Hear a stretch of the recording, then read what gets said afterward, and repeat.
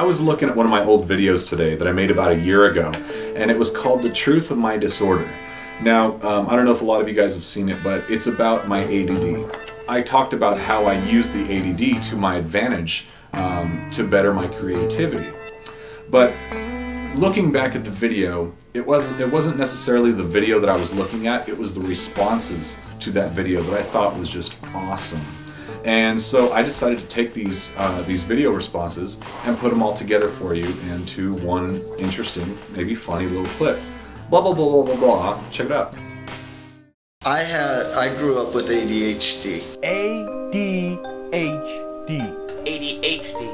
Hopefully this will give you just a little bit of insight of what it is we have to deal with.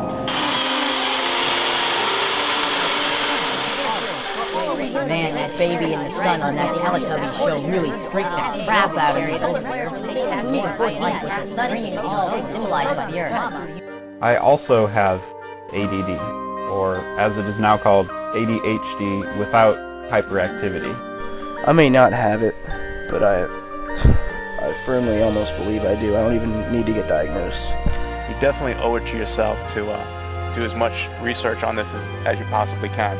So apparently this disorder makes me do stuff like putting a laundry basket over my head and running down the street. And I suffered for 20 years without knowing what was wrong with me, or not knowing how to cope with what was wrong. I don't normally talk about it. It's something I'm a little uncomfortable with, I guess. I didn't think that I had ADHD because I am so lazy. I mean, I have like the metabolism or whatever of a sloth. I am lazy. ADD in children, which is almost a fictitious disorder. It's made to at least brand children, so you can't blame the teachers for not being interesting. But one thing I like about ADHD is that the hyperness part. I have a lot more energy to do things. So now I'm taking these pills. A lot of people get medicated when they're diagnosed with ADD or ADHD. And they're really good. Usually it's with Ritalin. I'm on time to school, I'm on time to work. That never happens to me. I'm 5 minutes late for everything. So around the age of 12, I was prescribed Ritalin. It was supposed to help me pay attention in school. But all it really did was space me out. I used to be a very fast speaker. Caused me to shake uncontrollably. I had depression a lot when I was younger. And form a dependency. But it would always be during periods of time when they had me on Ritalin. I read faster. I'm on the 6th Harry Potter book right now, and it is flying by because my mind is focusing on the words and the pages. But seriously, the only bad side effects that I can think of that it does is after I take one for the next 7 hours, I have no appetite. You gotta remember, Ritalin is speed. It can cause you to lose a lot of weight or remain heavily underweight.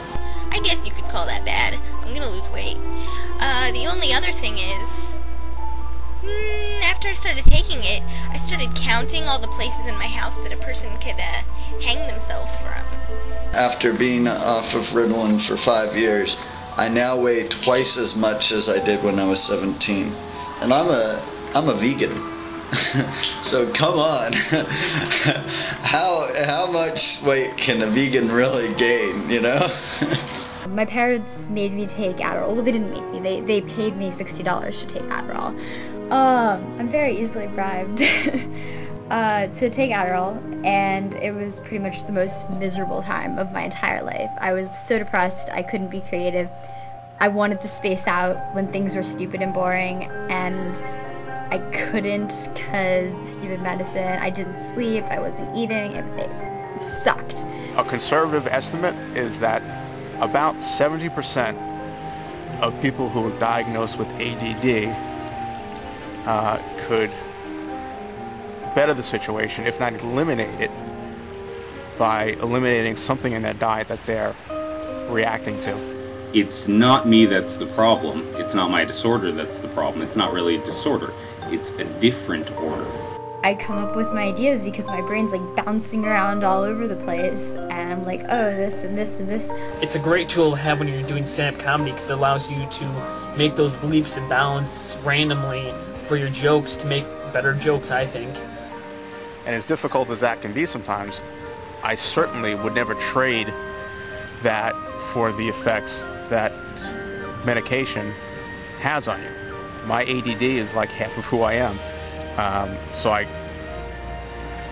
wouldn't want to trade my personality or my creativity, which is, you know, kind of a result of ADD. You know, I kind of feel that you're given a certain genetic makeup, and that's kind of what you're supposed to work with. And you can't take, you know, one element of your genetic makeup and kind of tweak it and bend it and twist it without it affecting everything else. So that's what happens when you try and take a medication to fix one thing. It ends up screwing up a lot of other things.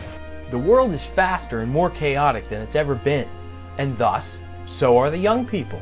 ADD isn't a bad thing. I still say it's my gift, not my disorder. And as somebody said today in an email they sent me, they said, I hope the sun stays out long enough for me to finish chopping all this wood and insulating the basement and carry it across an empty water bucket.